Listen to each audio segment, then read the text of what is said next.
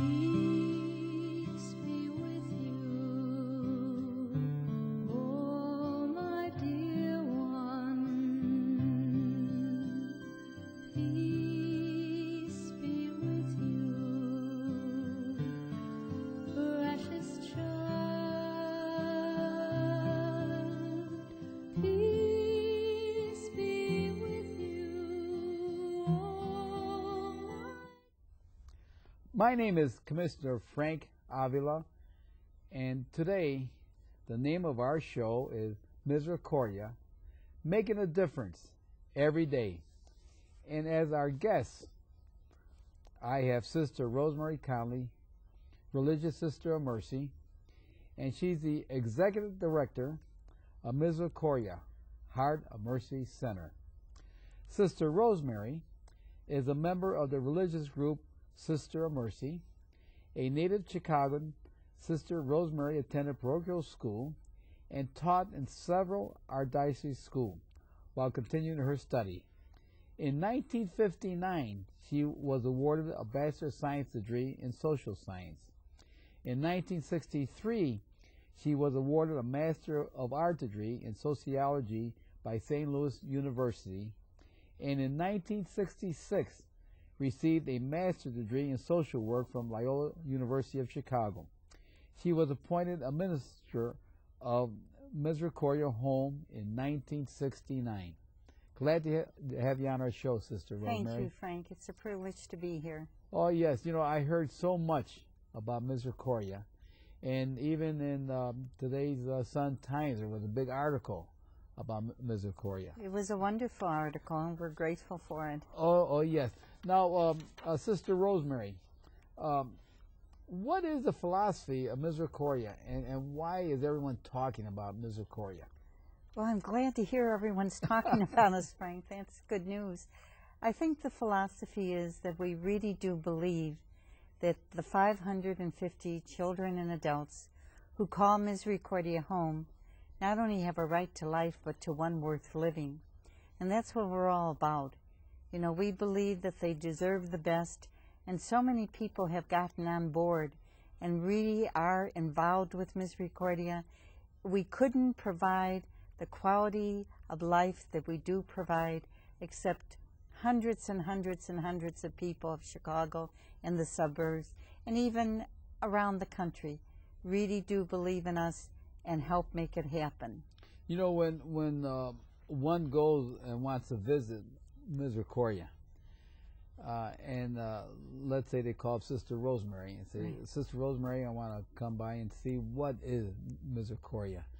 What do you think they would see at Misericordia? Is there what is the first thing that you show them? Do you take them around, or do you show them a film, or what do you show them? Well, we would love to take them around to tour them, yeah, because I don't think there's any better tool that we have than to show what is happening at Misericordia. But some people just have a brief time to spend with us, and a tour takes about 2 hours. So we do have a film, and we would love to show it here today. Okay, good. So we're going to show you a film. It's not going to be 2 hours, but it's going to show you about 7 minutes of what Misericordia, and it's going to seem like 2 hours because it's an excellent film about Misericordia. Thank you, Frank. For those who search, for those who question, for those who struggle to understand how these days can be called happy days, we offer this as proof. The triumph of Misericordia.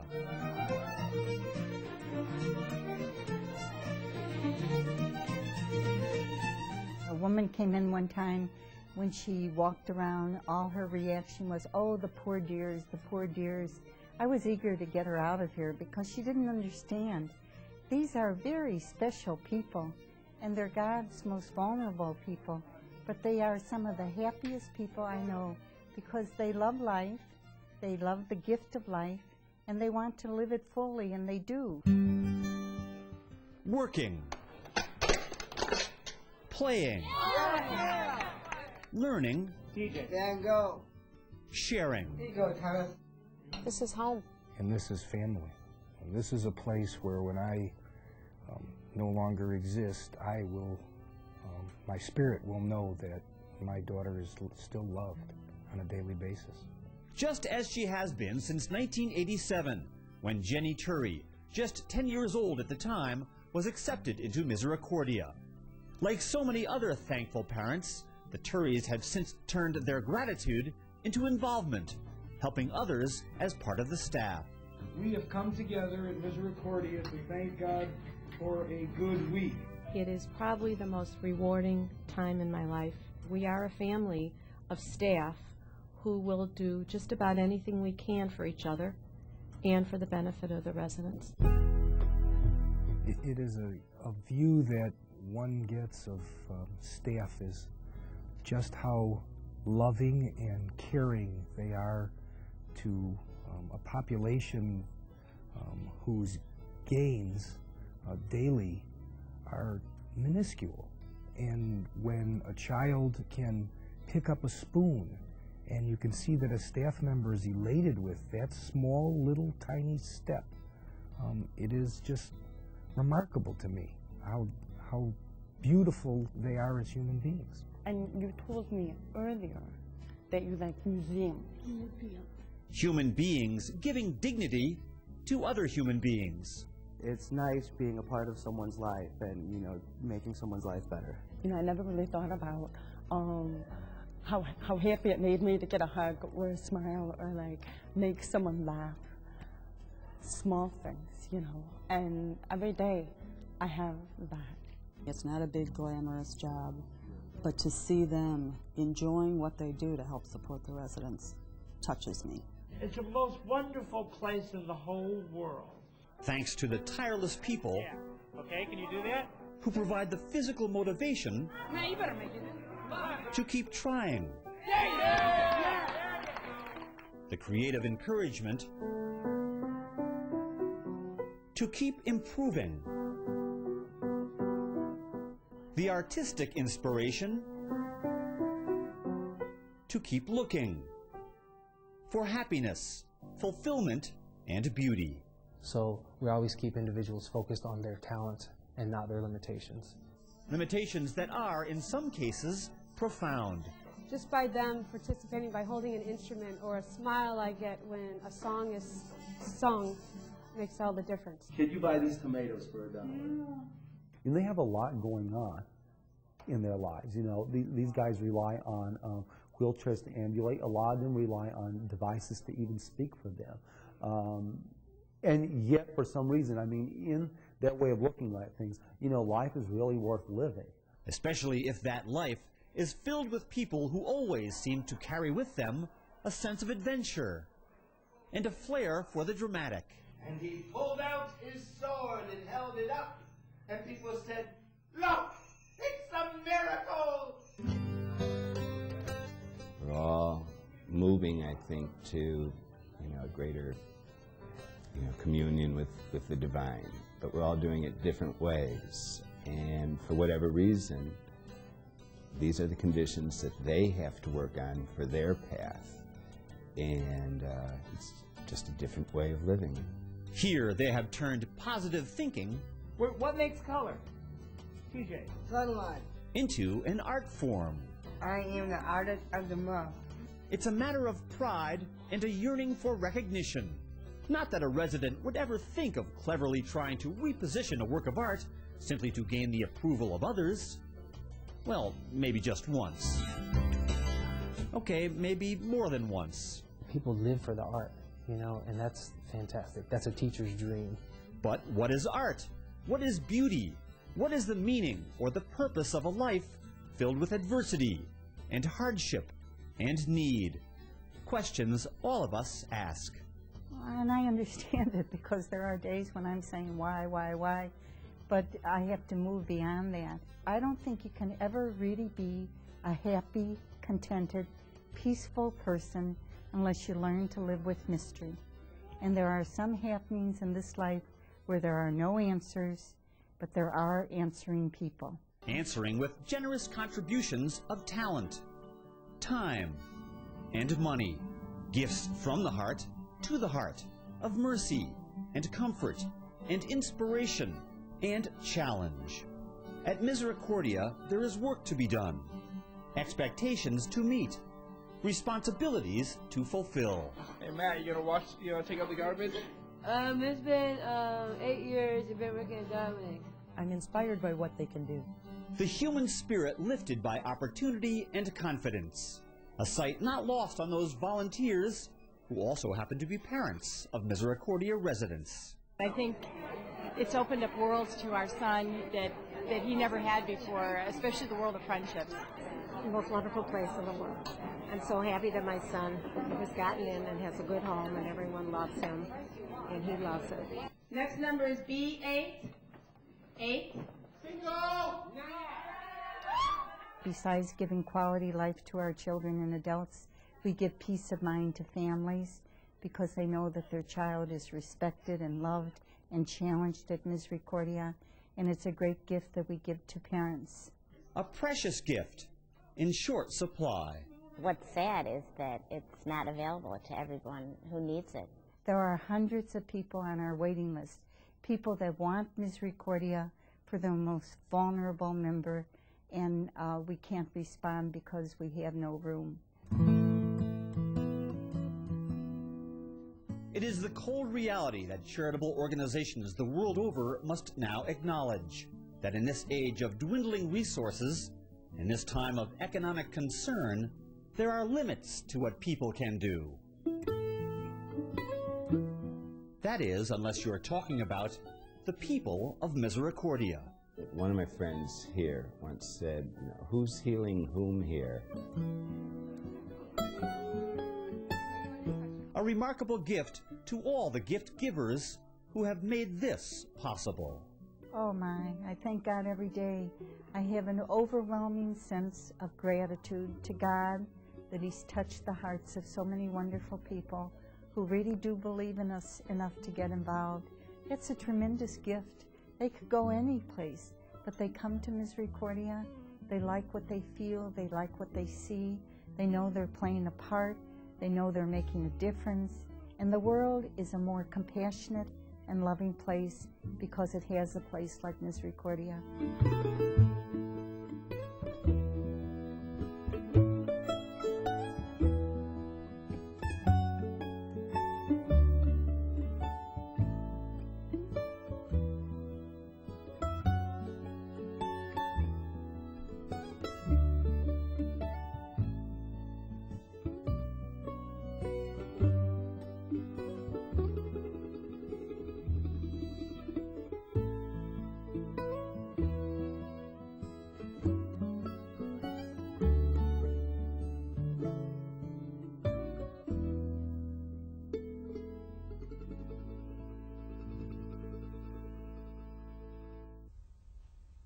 This is an excellent film that we just saw, Sister Thank Rosemary. you, Frank. Thank you. And this is what one could see when they tour Misericordia. That's right, and people are welcome to come.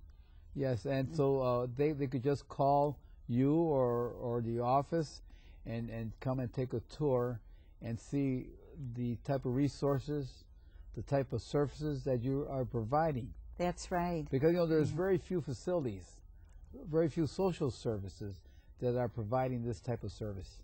Well, we're really blessed, and we do have a whole continuum of services. We have a whole network of services, and that's a real gift in the lives of people with disabilities. Yes. Now, the name. What does that mean, Misericordia? Misericordia. And who decided on that name? Well, it was a name that began in 1921. I think, Catholic people, especially those that have studied Latin, know what the name means. People that look at it that have no experience along that line might see misery. Yes. And we don't, that's the last thing we think of when we work and share life with our children and adults, because they are some of the happiest people you could find anywhere in the world. So we prefer to the interpretation that Misericordia means the heart of mercy. Mercy means compassion. It means empathy. It means the ability to enter the world of another and want that world to be as good as if it's your own. We think it's appropriate because the Sisters of Mercy, that I have the privilege of being one, began Misericordia in 1921 on the south side of Chicago. At this point in time, I have a need to say I wasn't there in 1921, but I've been around a while. Yeah. But another reason, if there's one quality or characteristic we want for the people that are involved with Misericordia's residents, whether it's the staff or volunteers, we want them to be people of mercy. Yeah. You know, watching the film, there was one statement that was made.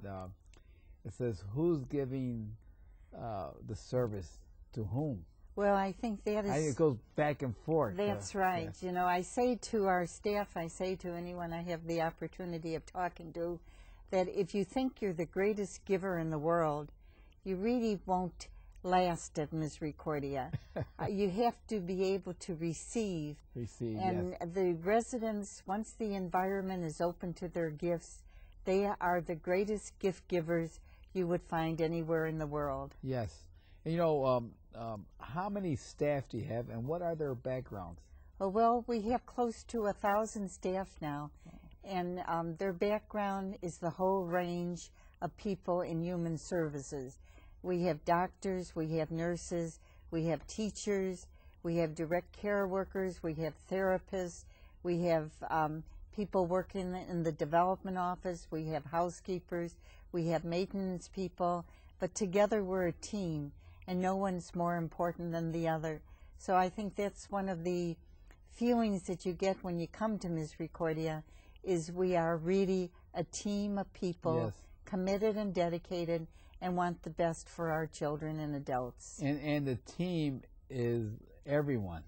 Is everyone. No one is more important than the other. Yeah. And the heart of Misericordia would be the children and adults. Yeah, and they're part of the team also. They're part of the team. Yes. They surely call us forth. Yes. Now, you mentioned it started in the south side. It did.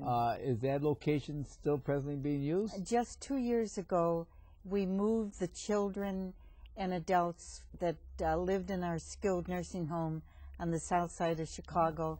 We moved them onto our campus to a beautiful new building called the Macaulay Skilled Nursing Home, because the building on the south side no longer met our needs. Sure. It was built for children, and we had some that were adults. So we needed a better and more efficient home, so we built one on the campus, which is at Ridge and Devon. Now, what are the services provided? Oh, the services is the whole range of services. You know, we have our primary service would be residential services, but we have day programs that are very important to enrich the lives of the residents. We have recreation programs. We have the whole gamut of services, therapies, everything. You know, in watching the film, I saw a lot of good artists. Oh, we have wonderful. Excellent paintings. Oh, I say to... Do you ever have an art show? We do. We have a fundraiser every year at Northern Trust sponsors it, and we have about 200 to 300 pieces of our residents' art that's auctioned away, and it's very, very successful, and the residents are so proud. I said you could lock me up for a year and I couldn't do what our residents do. Yes, excellent. Beautiful artwork. Yes, watching the film I saw some excellent artwork. And we have about 4 art teachers that really call them forth in a beautiful way. Yes. Now what role does the families of the children and adults have? 20% of our population have no families. No family? Or they have poverty families that really are so, you know, involved in surviving that they really can't be that involved with their children. Yes. Some are, some poverty people are, but we do have 20% of the population that would not have families or very limited involvement with some families. Most of our families really feel and accept the philosophy that we have, that we don't take your child from you, we share your child with you. If you come to Misericordia, you come into our restaurant, you come into our gift shop, you go to our bakery, you go to packaging, you go all over Misericordia, and you'll find parents volunteering. This year, every year, they have a wonderful benefit, and this year they had 2,600 people at their benefit. So the parents are a very integrated and important part of the team of Misericordia. Now, you mentioned you have a restaurant. Can the public at lunchtime come and eat a good meal? We want the public. You want the public? We want the public very badly.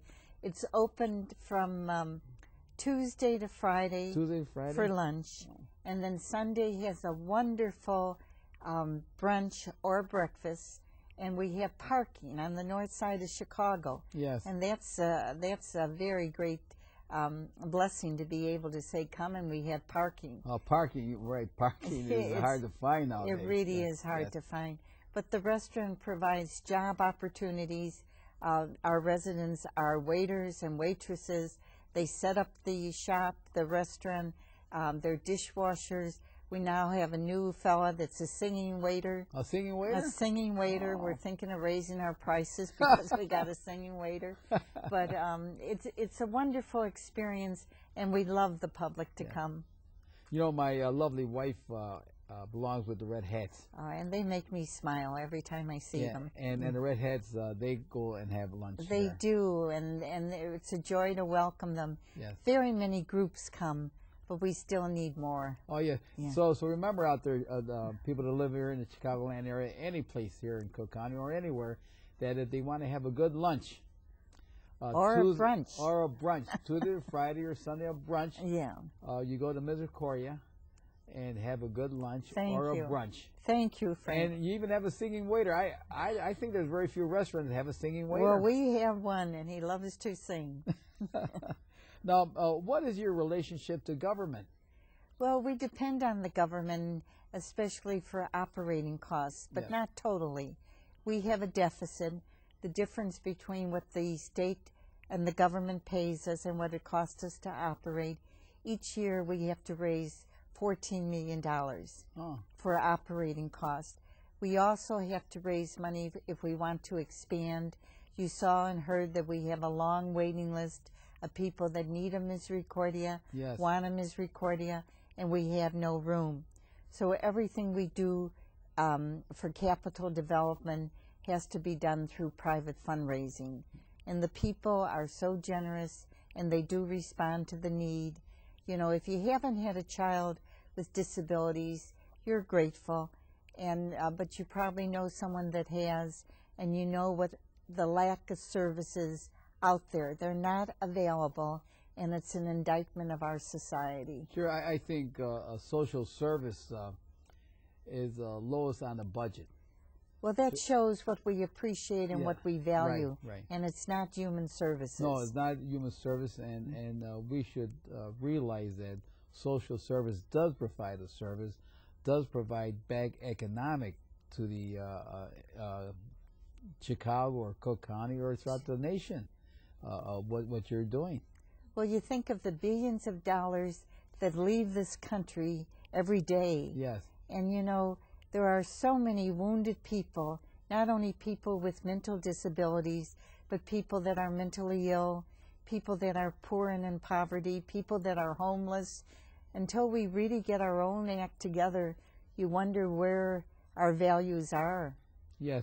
And you know, the name of the show is Misericordia, making a difference every day.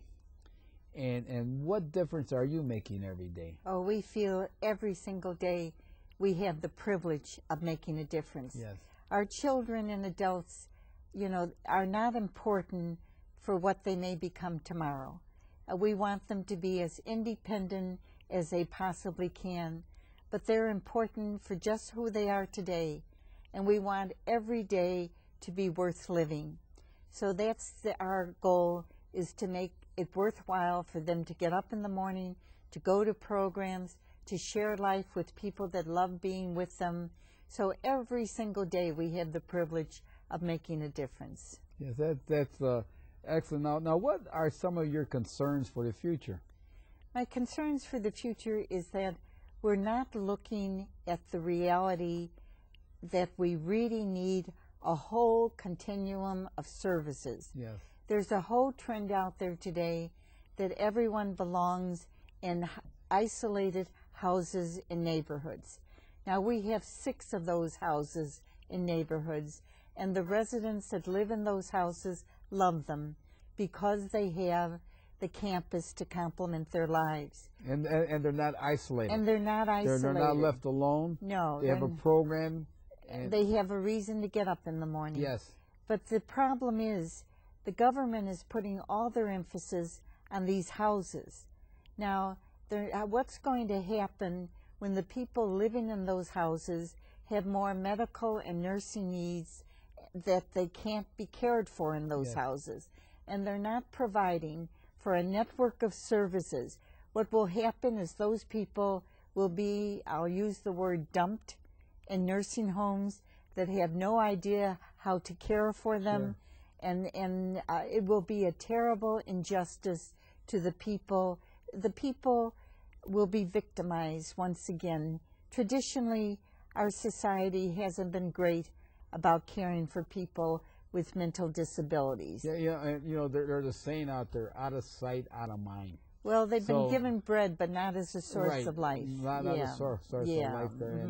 And this is where the priority that we have to face as residents here in Cook County or citizens of America. That's right, that we should be concerned about social welfare. Well, we are so blessed. We could not do what we do today except that we're successful raising the private dollar, because so many people know that today you're not generous if you just don't steal or cheat. You have to really reach out to God's wounded people and make a difference. And so many people and so many corporations are getting aware that that's an obligation they have. And that's a wonderful gift that's happening in our society, but there's still a need for much, much more. Yeah, 10 years from now, what would you like to see? Frank, 10 years from now, I would like to see a whole network of services available for every family in need. This would ensure that they have choice. I also would like to see human services being on the top of our priority list instead of where they are today. The services are completely inadequate, and the government is not speaking to the need the way they have to. So we really do feel that the human services must be one of the top priorities in order to be truly a compassionate country.